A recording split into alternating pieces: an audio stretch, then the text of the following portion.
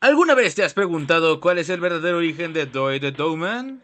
Muy buenos a todos, gente. Sean bienvenidos a un nuevo video de Poppy Playtime. Hoy hablaremos de un personaje muy interesante que conocimos en el capítulo 4. Se trata nada más y nada menos que de Doi the Dogman, un carismático compañero que nos fue de gran ayuda en esta entrega. Así que prepara tu botana favorita, una bebida bien fría y ponte cómodo porque aquí comienza este nuevo video narrado por tu servidor, Dalexon. Y antes de comenzar, no olvides suscribirte para más contenido divertido sobre tus juegos favoritos.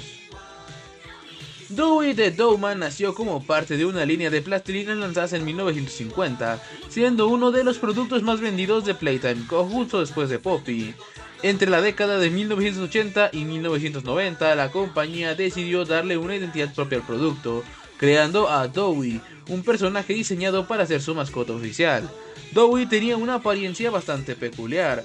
Su cuerpo estaba hecho de plastilina azul, con una cabeza redonda y huecos oscuros en lugar de sus ojos y boca. Su estructura era inconfundible, con brazos grandes, pies pequeños y una enorme barriga. Su brazo derecho era amarillo con un patrón de mano que terminaba en su barriga, mientras que su brazo izquierdo de diseño similar era de color naranja. Sus piernas en cambio eran rojas y presentaban el mismo patrón de manos. A partir de su éxito, Playtime Co. comenzó a producir más productos basados en Doi, como figuras y peluches que se vendían por separado, un movimiento perfecto para seguir financiando sus proyectos. Incluso Doi tuvo su propio comercial donde aparecía una versión animada en stop motion, promoviendo la plastilina de manera llamativa y atractiva para los niños de la época. Durante la iniciativa Bigger Bodies, Playtime Co. planeó la creación de un juguete aún más fuerte, registrado bajo el nombre clave Experimento 1322. Para ello, el Dr. Harley Sauer estudió a múltiples niños de la guardería, buscando candidatos adecuados. Su intención era que este experimento albergara más de una conciencia dentro de un solo cuerpo. Uno de los seleccionados fue el candidato 1322A, Jack Ayers, un niño alegre, inocente e impresionable. En Navidad de 1992, Jack recibió un juguete de Doi the Dogman, su personaje favorito. Feliz, abrazó a sus padres sin saber que su segundo regalo sería aún más especial, una visita guiada a la fábrica de Playtime Co., programada para el 22 de enero de 1993. Cuando llega el día, Jack exploró la fábrica con asombro, maravillado de estar en el lugar donde se creaban sus juguetes favoritos. Pero, al llegar a la sala donde se preparaba la mezcla de plastilinas Doi, ocurre un desastre. Jack, distraído por la emoción, se separó del grupo por un momento. En un descuido fatal, resbaló y quedó al borde de los barriles de mezcla. Los empleados intentaron salvarlo, pero fue inútil. Jack cayó y quedó fusionado con la plastilina. Su cuerpo fue absorbido por la sustancia moldeable, mientras su vida se desvanecía. Sus padres fueron notificados del incidente, pero en lugar de intentar salvarlo, Playtime Co. lo designó como el sujeto 1322A. Un informe posterior menciona el arrepentimiento de una persona que aparentemente estuvo involucrada en la caída de Jack. En su testimonio implora que no se le culpe, pues revelar la verdad podría arruinar su vida.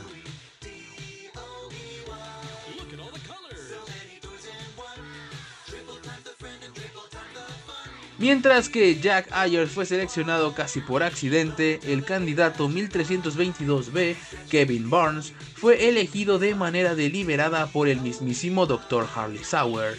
Kevin era un niño que vivía en la guardería de Playtime Co., un programa especial donde la compañía criaba y educaba a niños bajo su supervisión. Kevin demostró habilidades físicas excepcionales, destacando en las pruebas de agilidad y resistencia realizadas en la Game Station. Sin embargo, lo que realmente lo diferenciaba del resto era su temperamento explosivo.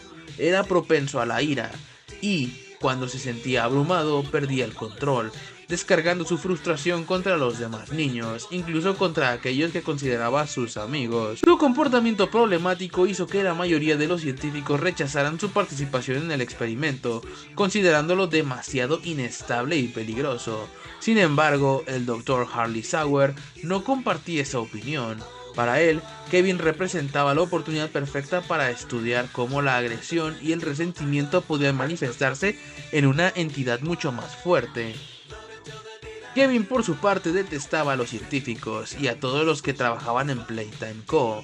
Siempre sintió que lo observaban como un experimento más, en lugar de tratarlo como un niño.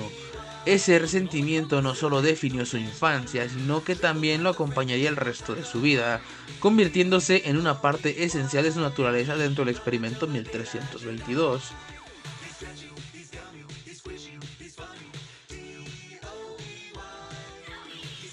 Candidato 1322C, Matthew Haller, era un adolescente que pasó gran parte de su vida en la guardería de Playtime Co. Desde joven, Matthew mostró una gran inteligencia y un carácter amable, lo que lo convirtió en un niño muy querido por sus compañeros y cuidadores. A diferencia de muchos otros, no se dejaba llevar por los impulsos, sino que siempre actuaba con calma y consideración hacia los demás. Era conocido por proteger a aquellos a su alrededor, asegurándose de que todos estuvieran bien, tanto física como emocionalmente. A lo largo de los años, sus resultados en las pruebas de la Game Station fueron siempre excepcionales, demostrando una habilidad sobresaliente tanto en las pruebas mentales como físicas. Estas cualidades lo hicieron destacar ante los científicos de Playtime Co., quienes empezaron a verlo como un futuro prometedor. No solo se ganó el respeto de los empleados por su comportamiento y habilidades, sino que su potencial lo hacía un candidato ideal para ser empleado en la empresa, lo que les generaba dudas sobre si debería ser desperdiciado en un proyecto tan arriesgado como el experimento 1322. A pesar de las reservas de muchos, el Dr. Harley Sauer decidió que Matthew sería una pieza clave en el experimento.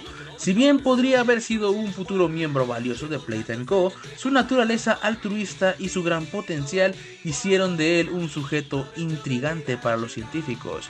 Al final fue seleccionado no solo por su capacidad intelectual, sino también por su humildad y su deseo de cuidar a los demás, lo que hacía que los científicos se preguntaran qué pasará si ese comportamiento fuera alterado o intensificado por los efectos del experimento.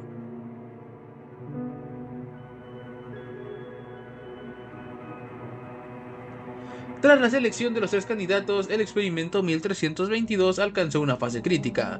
Aunque dos de los seleccionados fueron elegidos de manera deliberada, el accidente de Jack Ayers añadió una capa de imprevisibilidad al proceso.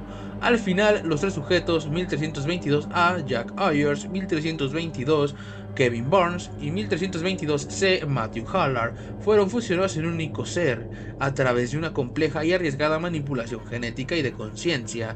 Cada uno de ellos aportaba algo único al experimento.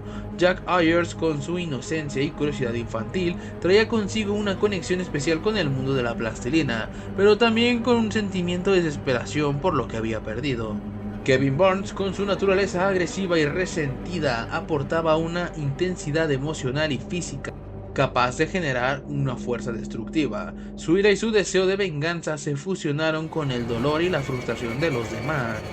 Matthew Haller, por su parte, ofrecía un pensamiento claro, compasión y un sentido del deber, creando un contraste entre la bondad y la oscuridad que se gestionaba dentro de su cuerpo compartido. Inicialmente la fusión fue inestable. Tres mentes conscientes tratando de coexistir en el mismo cuerpo causaban un caos emocional y mental. Cada uno de los tres sujetos luchaba por mantener el control mientras sus recuerdos, deseos y personalidades se mezclaban de manera desordenada. La ira de Kevin chocaba con la bondad de Matthew y la inocencia de Jack se veía arrastrada por las tensiones de las otras dos personalidades. El resultante de la fusión no era solo una combinación de sus mentes, sino una entidad mucho más poderosa, con un cuerpo que comenzaba a adaptarse a sus nuevas capacidades. Aunque el caos inicial dio paso a una fuerza sobrehumana, la inestabilidad seguía presente, ya que los tres seguían luchando para obtener el control de la nueva conciencia. Al principio, esta entidad no solo fue un experimento biológico, sino también psicológico, ya que los demás científicos de Playtime Co. no solo observaban los cambios físicos, sino cómo las emociones y pensamientos de los tres individuos diferentes podían influir en la creación de una nueva entidad. Tras el fatídico accidente de Jack Ayers, los padres, Susan y George Ayers, recibieron una notificación de Playtime Co., que les informaba que su hijo estaba recuperándose, aunque habían notado que había sufrido algunos cambios. Alarmados pero esperanzados, se dirigieron rápidamente a la sala de recuperación, sin imaginar lo que encontrarían al entrar. Al abrir la puerta se encontraron con una visión que los heló de terror. Jack, su querido hijo, ya no estaba ahí. En su lugar estaba una figura monstruosa, una creación moldeada a partir de Dewey the Dowman, con el cuerpo deformado y extraño de lo que parecía ser una mezcla de su hijo y la figura de plastilina. Los ojos vacíos y la expresión desconcertada hacían difícil reconocer al niño que una vez había sido su pequeño Jack. Susan y George quedaron paralizados de miedo, mientras comenzaban a cuestionar a los científicos presentes, exclamando: "Este no es nuestro hijo, sino un monstruo". Desesperados y con lágrimas en los ojos, Susan intentó acercarse a la figura, pero el científico a cargo les explicó que este era el único método disponible para salvar a Jack, dado al estado en el que había quedado tras el accidente. Fue en ese momento cuando algo dentro de Jack pareció despertar. Con una voz débil comenzó a hablar, diciendo que se sentía feliz de ver a sus padres, a pesar de su extraño y grotesco aspecto. Susan lo reconoció de inmediato y le susurró que todo estaba bien, tratando de calmarlo, pero Jack en su nuevo cuerpo se sentía como un monstruo. Esta inestabilidad emocional se reflejaba en sus palabras, y se notaba que, aunque mantenía la conciencia de su identidad, el terror de su transformación lo consumía. En ese preciso momento, la personalidad de Kevin Barnes comenzó a manifestarse. La ira y el resentimiento que Kevin sentía por los científicos y por todo lo que había sucedido con su vida se desataron, culminando en un ataque violento. Los gritos de Susan y George fueron la chispa que prendió la mecha. En un frenesí emocional, la furia de Kevin se apoderó del cuerpo de Jack, quien se lanzó contra sus padres. Lo que comenzó como una conversación desgarradora y emocional se transformó rápidamente en una tragedia cuando Dewey, con la fuerza de sus nuevas personalidades fusionadas, asesinó a los padres de Jack.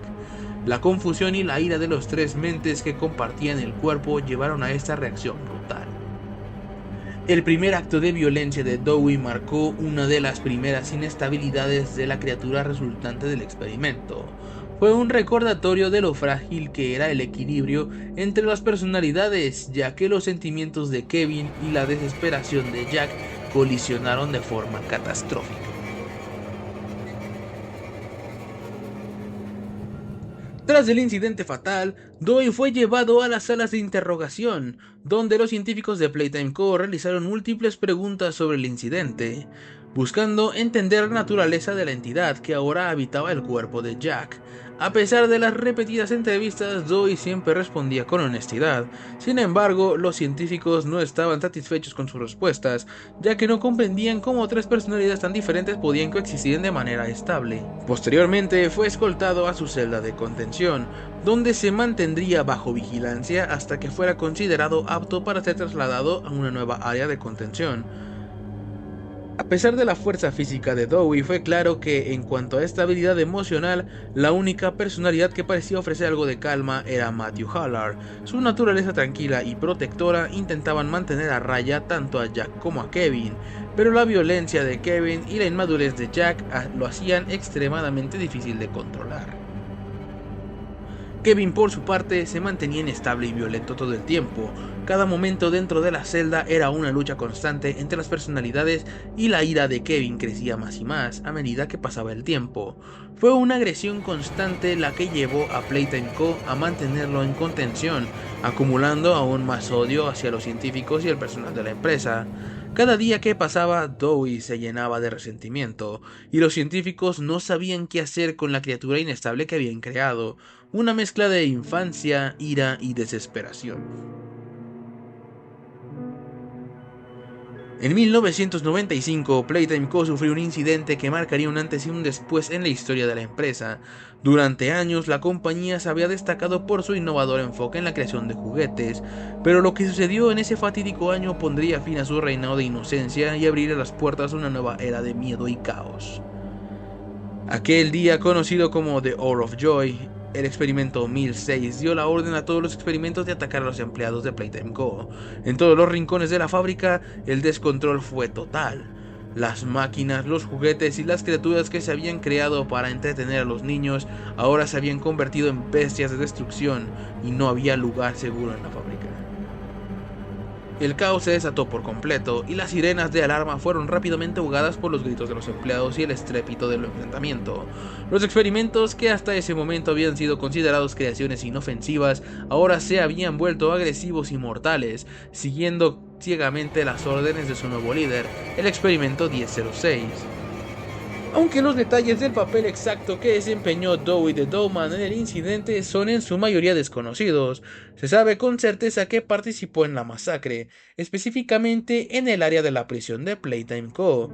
La prisión era una sección aislada de la fábrica, donde los experimentos y los empleados problemáticos eran contenidos o detenidos. Se encontraba totalmente alejada del resto de las instalaciones, pero esa tarde se convirtió en un escenario de horror. Dewey, quien ya había demostrado ser una entidad extremadamente inestable, se vio impulsado por la mezcla de emociones y pensamientos de Jack, Kevin y Matthew. Aunque la personalidad de Matthew intentaba mantener un control interno, el resentimiento de Kevin y el dolor de Jack se volvieron un freno para la racionalidad. Esto lo convirtió en una presencia peligrosa. En el área de la prisión se sabe que Dewey fue uno de los experimentos enviados a sofocar cualquier intento de fuga o resistencia.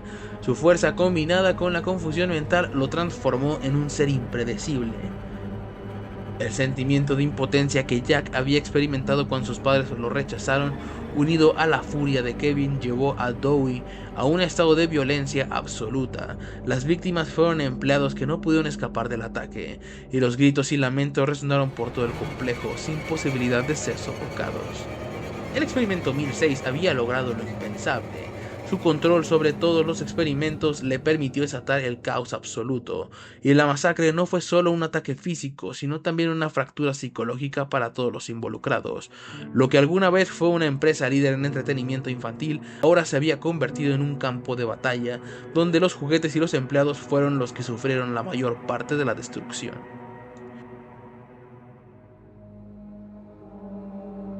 Tras el devastador evento que destruyó la armonía de Playtime Co., la fábrica fue cerrada y sellada para contener los experimentos descontrolados. Los pasillos, que antes resonaban con el sonido alegre de los niños, ahora se encontraban vacíos, plagados de criaturas que vagaban sin rumbo, enfrentándose entre sí en busca de poder y supervivencia. Mientras tanto, en el interior de los oscuros pasillos de la fábrica, los juguetes comenzaban a preguntarse qué hacer.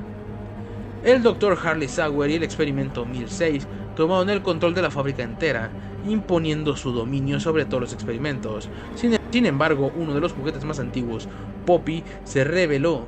Aunque parecía haber caído en la oscuridad con el resto de los experimentos, su alma aún estaba intacta, y su deseo de proteger a los inocentes fuerte que nunca. Así, Poppy formó una resistencia. La resistencia, fundada inicialmente por Kissy Missy, Ollie y Dewey, comenzó a oponerse activamente a los experimentos bajo el mando del Dr. Sauer. Con barricadas, trampas y fuertes improvisados, lograron establecer su base en el área de la prisión, un lugar conocido por ser el infierno dentro de la fábrica. Este oscuro sector, ahora lleno de monstruos y experimentos salvajes, se convirtió en un refugio para aquellos que se unieron a la causa de Poppy. A medida que la resistencia crecía, también lo hacía el caos dentro de la fábrica. Algunos de los experimentos que antes habían sido parte de los Bigger Body se unieron a la causa de Poppy, incluyendo a los Smiling Critters, que luchaban por la libertad y la justicia. Mientras tanto, otros como Huggy Wuggy, Mommy Long Legs y Catnap decidieron alinearse con el experimento 1006, debido a su promesa de poder y control sobre todos los demás. Y por supuesto, algunos seguían siendo salvajes y sin lealtad a nadie, causando estragos por donde pasaban.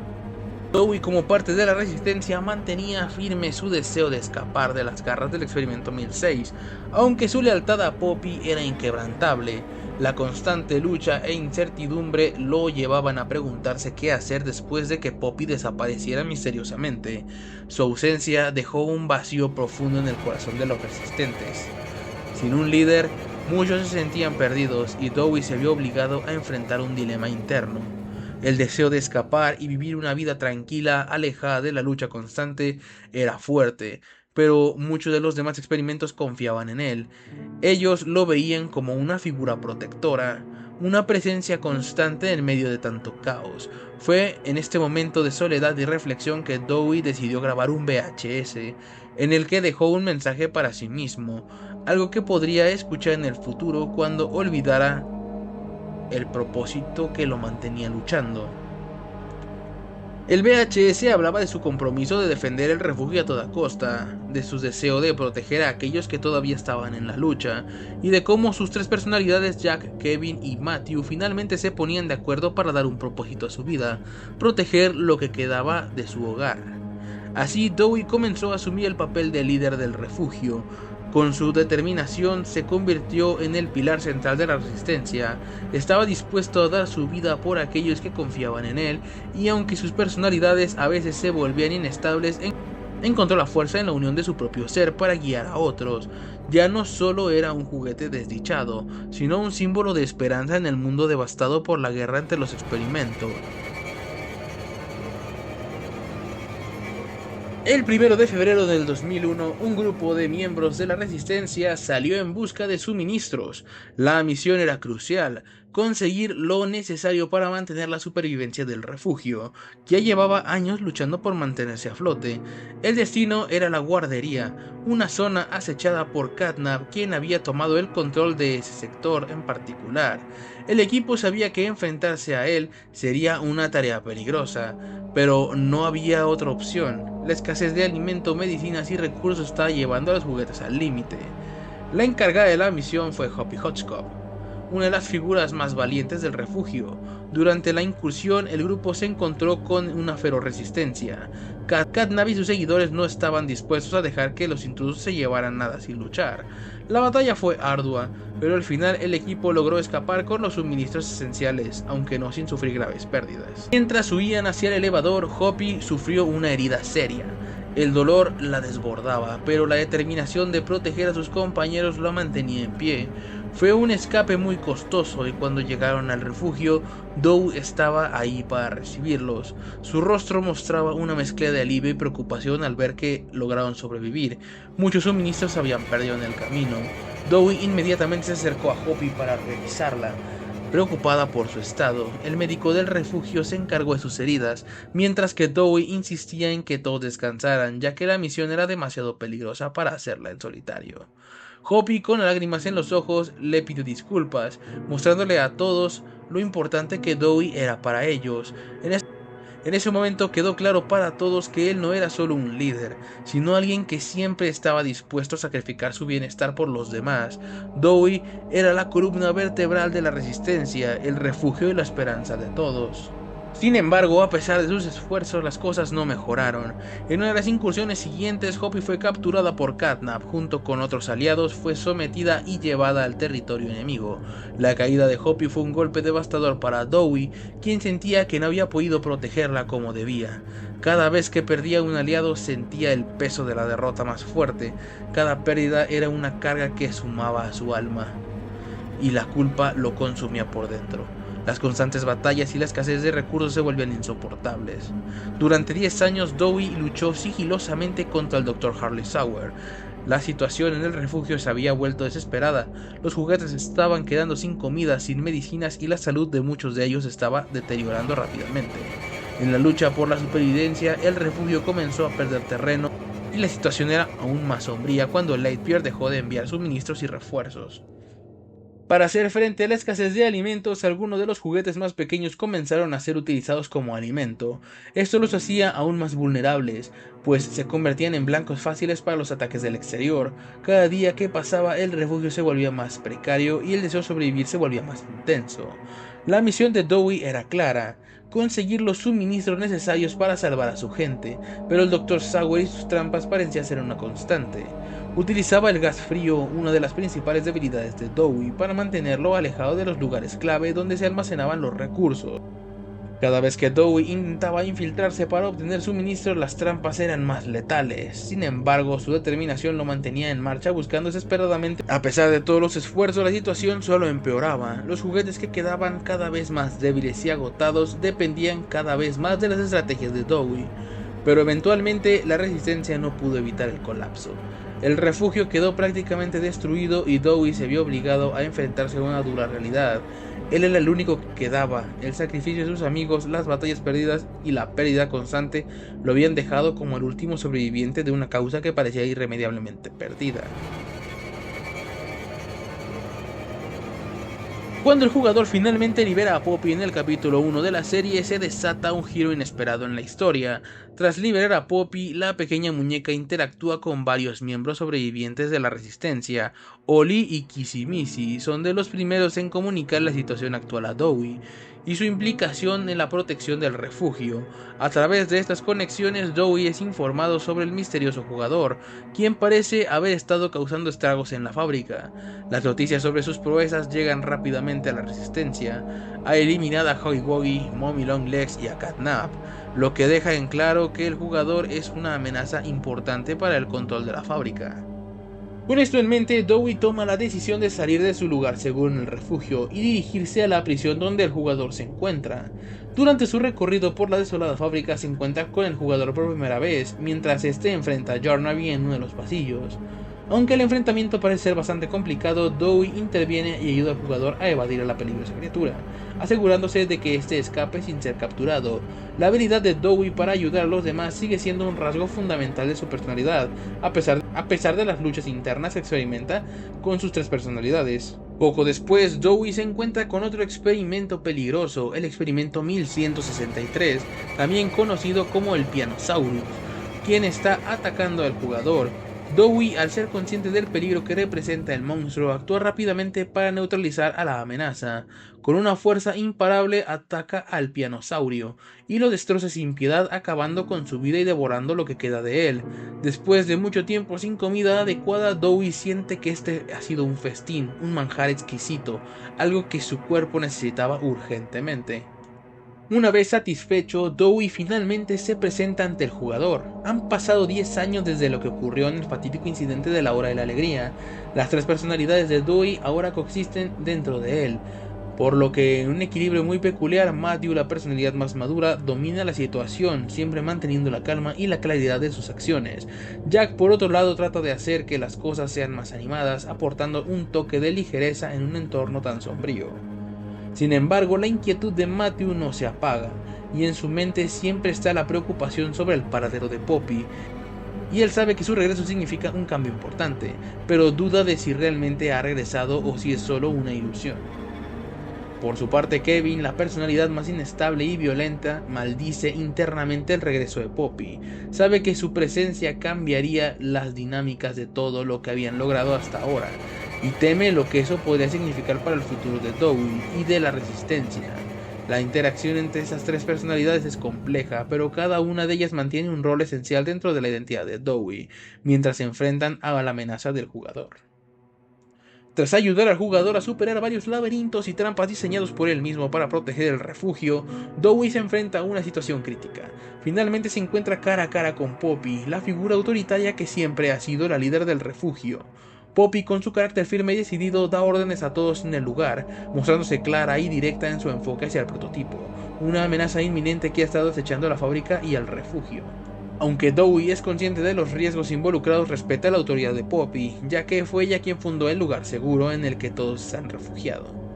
En ese sentido, Dewey acepta seguir sus órdenes, sabiendo que las intenciones de Poppy siempre han sido proteger a los demás, incluso si sus métodos son drásticos. Sin embargo, antes de presentar al jugador el generador, Dewey decide hablar con él en privado, compartiendo lo que ha escuchado acerca de las proezas del jugador.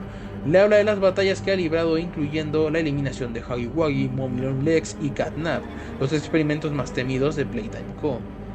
Dewey menciona que por esas razones intentará confiar en el jugador, pero también expresa sus dudas. Le pide que piense el plan de Poppy, advirtiéndole que su enfoque de eliminar al prototipo podría tener consecuencias mucho más graves de lo que ella imagina.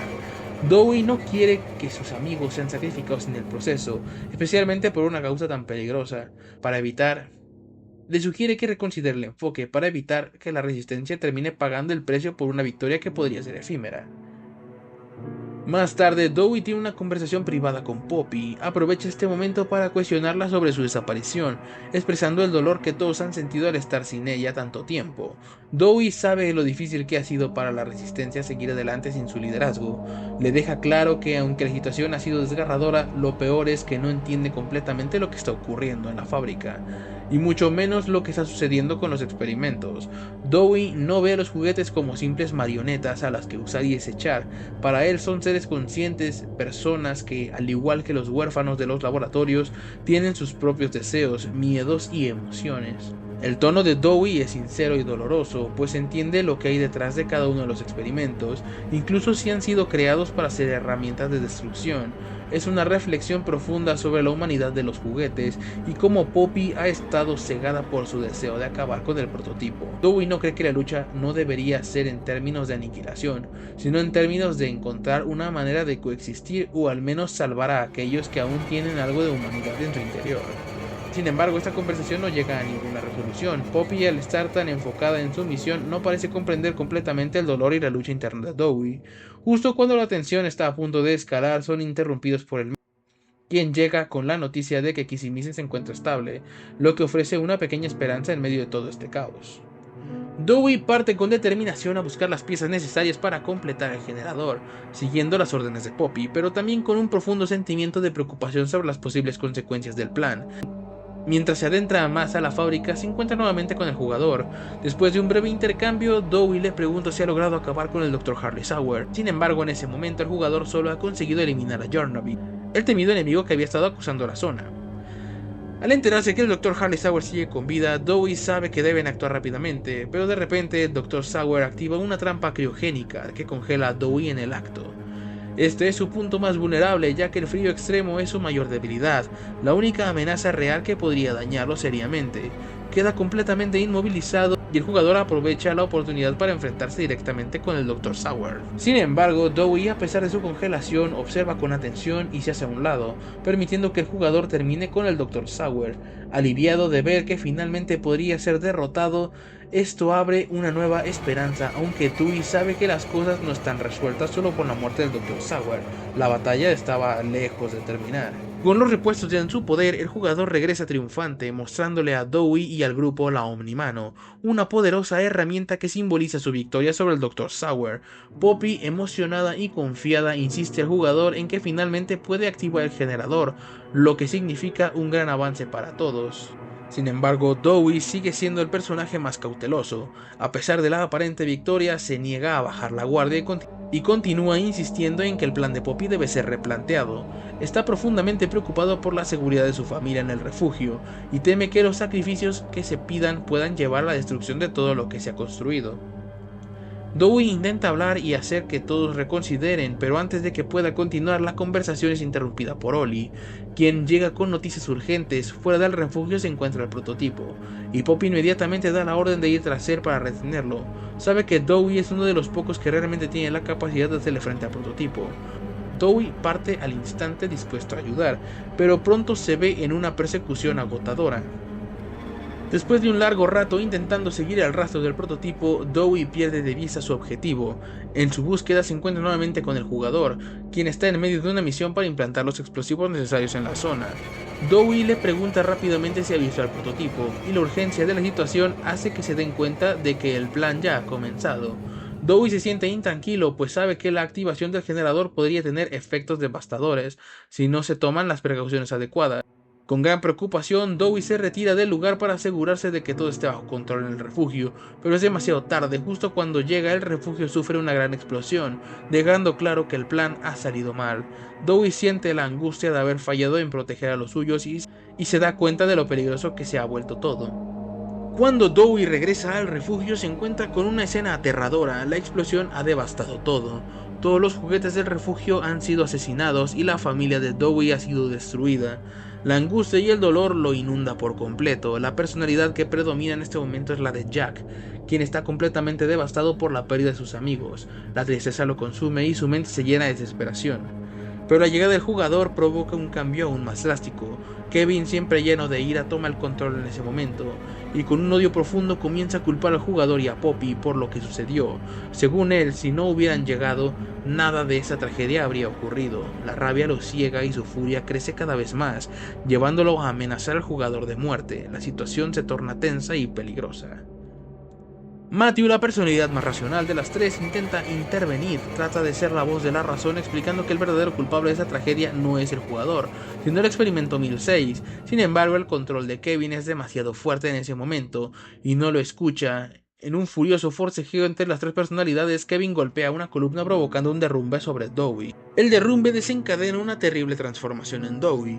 Su cuerpo se distorsiona y de sus heridas emergen múltiples brazos. Su boca se abre de manera grotesca, extendiéndose a lo largo de su rostro, y muestra tres esferas oscuras con ojos rojos, cada una refleja una de las personalidades de Dewey. Jack muestra una expresión preocupada, reflejando el dolor y la angustia por la pérdida de su familia y amigos. La esfera de Matthew muestra una expresión serena pero firme, intentando calmar a las demás personalidades y busca una solución razonable. La esfera de Kevin muestra una expresión maliciosa, llena de rabia y deseo de venganza.